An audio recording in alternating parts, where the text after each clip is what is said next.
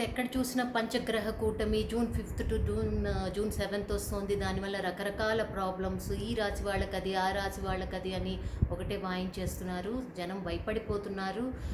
ఏమేం పూజలు, పరిహారాలు ఇలాంటివన్నీ చేసుకోవాలి, ఇంతింత డబ్బు హోమాలు చేయాలి, వాళ్ళంత డబ్బు ఖర్చు పెట్టేయడం, డబ్బున్న వాళ్ళు పెట్టుకుంటారు, డబ్బు లేని వాళ్ళు అప్పుల పాలవుతారు.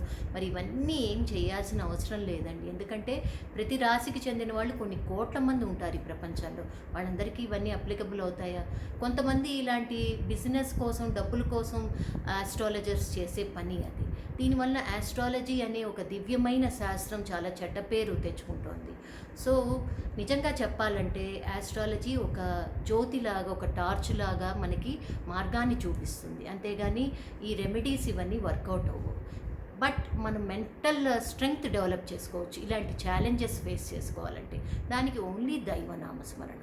కలియుగంలో దైవనామస్మరణని మించింది లేదని చెప్పి శాస్త్రాల్లో చెప్పబడింది. దానికి మంచి మంచి మంత్రాలు లైక్ ఓం నమో నారాయణాయ, ఓం నమో భగవతే వాసుదేవాయ, ఓం నమ శివాయ, శ్రీమాత్రే నమః, ఇలా రకరకాల మంత్రాలు ఉన్నాయి. వాటిని జపించుకోండి. లేకపోతే శ్రీరామ, శ్రీహరి, అరుణాచల అని పేర్లు జపించుకోండి.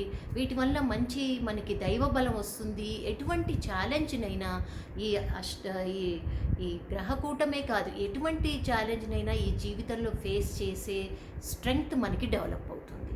సో ఇలాంటి బూటకపు ఆస్ట్రాలజర్స్ మాటలు నమ్మకండి. చక్కగా మీరు దైవనామస్మరణ చేసుకుంటూ దైవ బలాన్ని పెంచుకోండి. ఓకే.